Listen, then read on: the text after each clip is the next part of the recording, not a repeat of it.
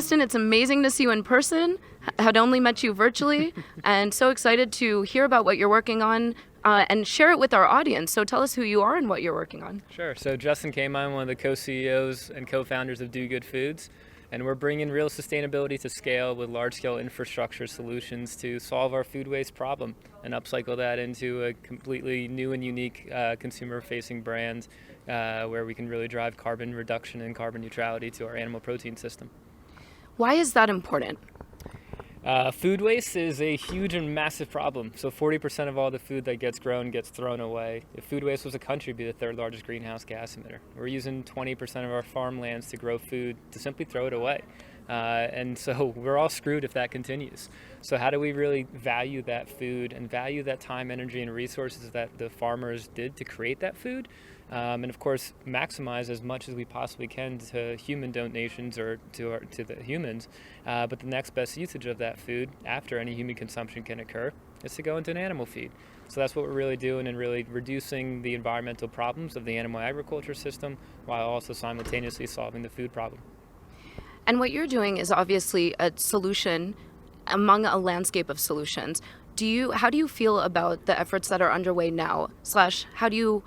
What would you like to see happen more? That the major corporations kind of really jump in. I think we're at this tipping point where consumers really care. 90% of them are raising their hands saying, what can I do to help fight climate change and combat food waste, right? People are saying, how do I really make a tangible impact across society and really focus it onto the environment? But don't change my habits. Don't tell me what to do, what not to do. So I think there's this tipping point where consumers are really recognizing and wanting these types of solutions.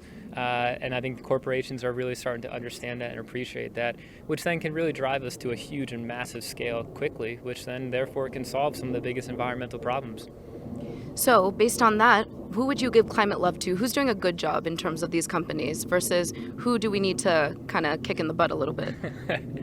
I'll give some climate love to, I think it's really the youth. They are driving the recognition and the huge kind of awareness of this. We're smiling because that's true. It's really important. It is. And I think we're all starting to recognize this. I think the benefit of social media is that we're seeing all aspects of climate change across the world. I mean, even just in the U.S., my chief marketing officer lives out in Boulder, and she considers herself now a climate change refugee. Wow.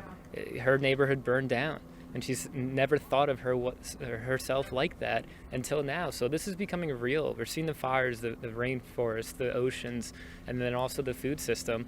So I think it's going to take all of us kind of in a collective mission to really solve these problems. And we got to do so in the next 5 or 7 years, not the next 20 or 30 years. Absolutely. So well said. Thank you so much for the work that you do and for communicating it. We need to inspire climate action, and we can't do that unless we're telling people what's actually already underway. Thank you so much. Love the sunglasses.